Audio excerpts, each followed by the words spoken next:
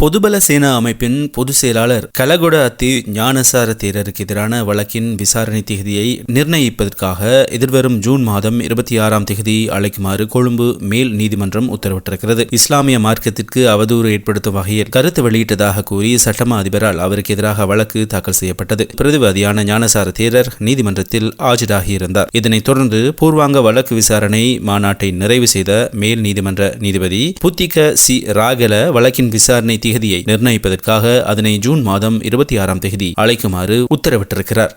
அரசு ஊழியர்களின் நிதி நெருக்கடியை தீர்க்கும் நோக்கில் மாதத்திற்கு 2 முறை சம்பளம் வழங்கும் அதிரடி திட்டத்தை நேபாள அரசு அறிமுகப்படுத்தியிருக்கிறது. இது ஊழியர்களின் வாழ்வாதாரத்தை மேம்படுத்துவதுடன் பணப்புழக்கத்தையும் சீராக்கும் என நம்பிக்கை தெரிவிக்கப்படுகிறது. நேபாள அரசு தனது ஊழியர்களுக்கு மாதத்திற்கு 2 முறை சம்பளம் வழங்கும் முறையை அறிமுகப்படுத்தியுள்ளது குறித்து செய்தி நிர்வாக சீர்திருத்தங்களில் ஒரு முக்கிய மைல்கல்லாக பார்க்கப்படுகிறது. இது குறித்து விரிவாக மற்றும் உண்மையான தகவல்களை தொடர்ந்தும் பார்க்கலாம். வழக்கமான பெரும்பாலான நாடுகளில் இறுதியில் 1 முறை மட்டுமே சம்பளம் வழங்கப்படும் நடைமுறை இருக்கிறது. ஆனால் நேபாள அரசாங்கம் தனது ஊழியர்களின் நிதி மேலாண்மையை மேம்படுத்துவதற்காகவும் சந்தையில் பணப்புழக்கத்தை அதிகரிப்பதற்காகவும் இந்த புதிய முடிவை எடுத்திருக்கிறது. இந்த மாற்றத்தின் முதன்மை நோக்கம் மாத கடைசியில் ஊழியர்கள் சந்திக்கும் நிதி நெருக்கடியை தடுப்பதாகும். நடுத்தர மற்றும் குறைந்த வருமானம் கொண்ட ஊழியர்கள் மாதத்தின் கடைசி வாரங்களில் அத்தியாவசிய தேவைகளுக்கு கூட கடன் வாங்கும் நிலைக்கு தள்ளப்படுவதை இது தவிர்க்கும். ஊழியர்கள் இனி 30 நாட்கள் வரை காத்திருக்க தேவையில்லை. ஒவ்வொரு 15 நாட்களுக்கும் ஒரு முறை அவர்கள் உழைப்பிற்கான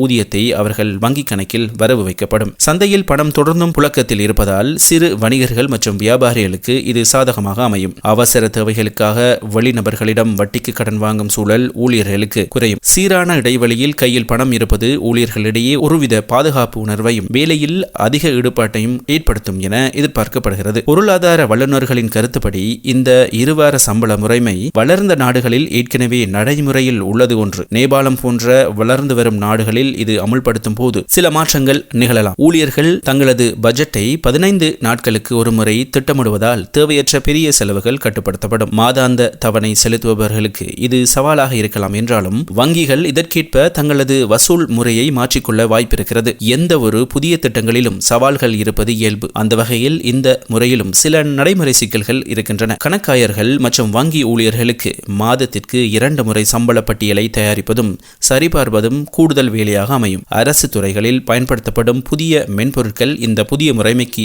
ஏற்ப மாற்றி அமைக்க வேண்டும். நேபாள அரசாங்கத்தின் இந்த முடிவு ஒரு முற்போக்கான நடவடிக்கையாக கருதப்படுகிறது. இது ஊழியர்களின் வாழ்வாதாரத்தை மேம்படுத்துவதோடு மட்டுமல்லாமல் நாட்டின் பொருளாதார சுழற்சியையும் வேகப்படுத்தும். பணம் என்பது ஓடும் நீரை போன்றது. அது தேங்காமல் சீராக பரவும் போதுதான் அதன் பலன் அனைவரையும் சென்றடையும். இந்த நடைமுறை வெற்றிகரமாக செயல்படுத்தும் பட்சத்தில் பிற அண்டை நாடுகளும் தங்களது ஊழியர்களின் நலன் கருதி இத்தகைய மாற்றங்களை கொண்டுவர பரிசீலிக்க வாய்ப்பிருக்கிறது. ஊழியர்களின் நிதி சுதந்திரத்தை உறுதி செய்வதில் இது ஒரு புரட்சிகரமான தொடக்கமாகும் என்றும் கருதப்படுகிறது.